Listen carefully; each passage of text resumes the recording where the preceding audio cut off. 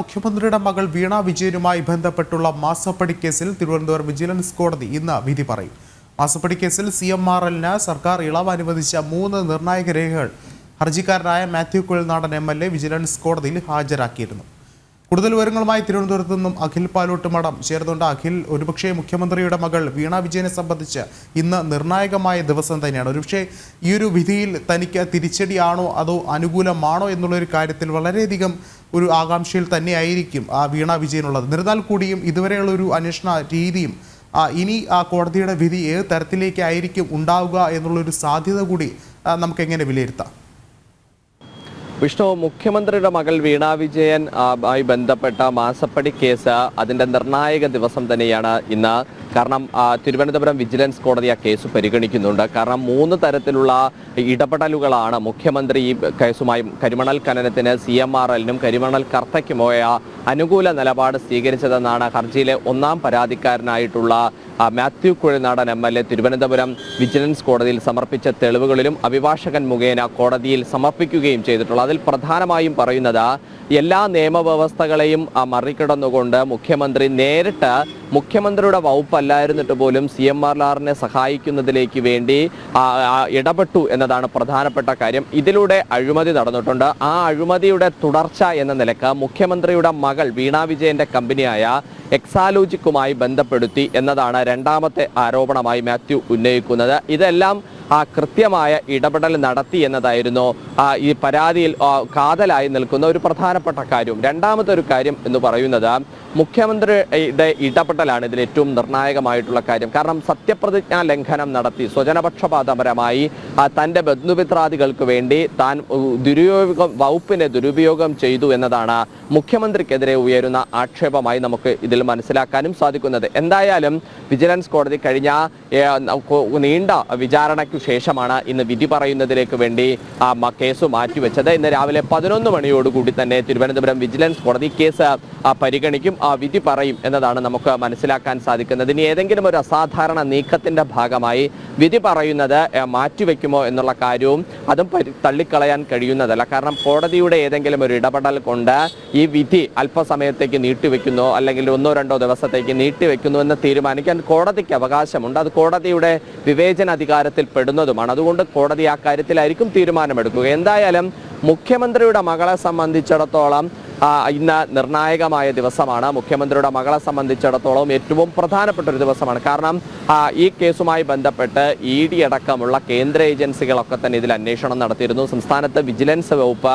ഈ കേസ് അന്വേഷണം നടത്തിയിരുന്നു. ഈ ഘട്ടങ്ങളിലൊക്കെ തന്നെ ഈ കേസ് റദ്ദ് ചെയ്യണമെന്ന് ആവശ്യപ്പെട്ട് പോലും വീണ കോടതിയെ സമീപിക്കുന്ന ഒരു സാഹചര്യവും എല്ലാം തന്നെ നിലനിന്നതാണ്. അപ്പോൾ അതുകൊണ്ട് മുഖ്യമന്ത്രിയുടെ മകൾക്കും അപ്പുറത്ത് വീണ എന്ന വ്യക്തിയെ സംബന്ധിച്ചിടത്തോളം ഇത് നിർണായകമായ ദിവസമാണ്. കോടതി ഏത് തരത്തിലായിരിക്കും ഈ കാര്യത്തെ നിരീക്ഷിക്കുന്നത്? ഈ കോടതിയിൽ പരിഗണിക്കപ്പെട്ട ഈ തെളിവുകൾ ഏതെല്ലാം തരത്തിലാണ് കോടതിയെ സ്വാധീനിക്കപ്പെട്ടിട്ടുള്ളത് എന്നതൊക്കെ ഇന്ന് 11 മണിയോട് വിധി പറയുന്നുണ്ടെങ്കിൽ നമുക്ക് അതിൽ മനസ്സിലാക്കാൻ സാധിക്കും. എന്തായാലും മുഖ്യമന്ത്രിയുടെ മകളെ സംബന്ധിച്ചിടത്തോളം ഇന്ന് നിർണായക ദിവസം തന്നെയാണ്. വിഷ്ണു, അഖിൽ, മറ്റൊരു കാര്യം കൂടി എടുത്തു പറയേണ്ടത്, നമുക്കറിയാം ഈ CMRL-ന് സർക്കാർ വഴിവിട്ട സഹായം ചെയ്തതിനും ഒപ്പം തന്നെ വീണ വിജയന് കൃത്യമായി പണം ലഭിച്ചതിനും അടക്കമുള്ള കാര്യങ്ങളിൽ നിർണായകമായ തെളിവുകളുമുണ്ട്. ഒരുപക്ഷെ ഈ ഒരു തെളിവുകൾ തന്നെയല്ലേ ഈ ഒരു വരുന്ന വിധിയെ കൂടുതൽ സ്വാധീനിക്കുക?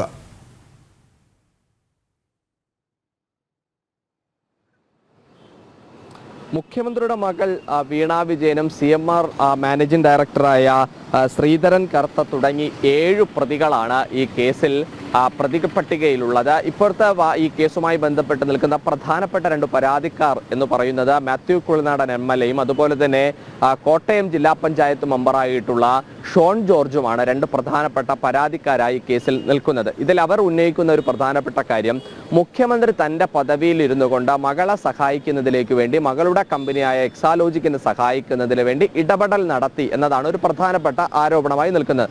2, മുഖ്യമന്ത്രിയുടെ മകൾക്ക് ഏതു തരത്തിലുള്ള ഇടപെടൽ നടത്തിയിട്ടാണ് കരിമണൽ കമ്പനിയായിട്ടുള്ള KMR-ൽ നിന്നും അതുപോലെ തന്നെ അതിൻ്റെ ഉപകമ്പനിയായിട്ടുള്ള CMR-ൽ നിന്നും ഒക്കെ തന്നെ മാസപ്പടി ലഭിച്ചിരുന്നത് എന്നതാണ് 2ാമത്തെ ഒരു ചോദ്യമായി നിലനിൽക്കുന്നത്. ഇതെല്ലാം തന്നെ അനധികൃതമായി ധാതുമണൽ ഖനനം നടത്തുന്നതിലേക്ക് വേണ്ടി, കരിമണൽ ഖനനം നടത്തുന്നതിലേക്ക് വേണ്ടി ഭൂപരിധി നിയമം ലംഘിച്ചുകൊണ്ട് ഭൂമി അധികമായി CMRL നൽകി എന്നതാണ് മുഖ്യമന്ത്രി കരിമണൽ കമ്പനിയെ സഹായിച്ചിരുന്നത്. അപ്പോൾ ആ സഹായത്തിനുള്ള പ്രതിഫലം എന്ന നിലയ്ക്കാണ് മകളുടെ കമ്പനിയെ അതിൻ്റെ കൺസൾട്ടിംഗ് കമ്പനിയായി ചേർക്കുന്നത്, അതായത് CMRന്റെ കൺസൾട്ടിംഗ് കമ്പനിയായി ചേർക്കുന്നത്. അപ്പോൾ ആ കൺസൾട്ടിംഗ് കമ്പനിയായി ചേർത്തത് ഈ തരത്തിലുള്ള മുഖ്യമന്ത്രിയുടെ ഇടപെടലിൻ്റെ ഭാഗമായിട്ടാണ് എന്നതാണ് ഇതിൽ നിൽക്കുന്ന രാഷ്ട്രീയമായ ഒരു ആരോപണമായി നിലനിൽക്കുന്നത്.